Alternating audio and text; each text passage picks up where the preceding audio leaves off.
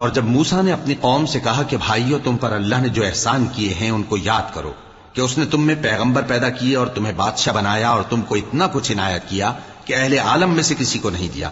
اے بھائیو، تم ارض مقدس یعنی ملک شام میں، جسے اللہ نے تمہارے لیے لکھ رکھا ہے، داخل ہو چلو، اور دیکھنا مقابلے کے وقت پیٹھ نہ پھیر دینا، ورنہ نقصان میں پڑ جاؤ گے۔ وہ کہنے لگے کہ موسیٰ، وہاں تو بڑے زبردست لوگ رہتے ہیں، اور جب تک وہ سرزمین سے نکل نہ جائیں ہم وہاں جا نہیں سکتے۔ ہاں، اگر وہ وہاں سے نکل جائیں تو ہم جا داخل ہوں گے۔ جو لوگ اللہ سے ڈرتے تھے ان میں سے 2 شخص جن پر اللہ کی عنایت تھی کہنے لگے کہ ان لوگوں پر دروازے کے رستے سے حملہ کر دو، پھر جب تم دروازے میں داخل ہو گئے تو فتح تمہاری ہے، اور اللہ ہی پر بھروسہ رکھو اگر تم واقعی ایمان والے ہو۔ وہ بولے کہ موسیٰ، جب تک وہ لوگ وہاں ہیں ہم کبھی وہاں نہیں جانے کے، اگر لڑنا ہی ضرور ہے تو تم اور تمہارا رب دونوں جاؤ اور لڑو، ہم تو یہیں بیٹھے رہیں گے۔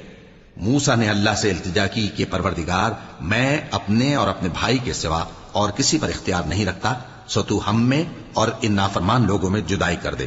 اللہ نے فرمایا کہ وہ ملک ان پر 40 برس تک کے لیے حرام کر دیا گیا کہ وہاں جانے نہ پائیں گے۔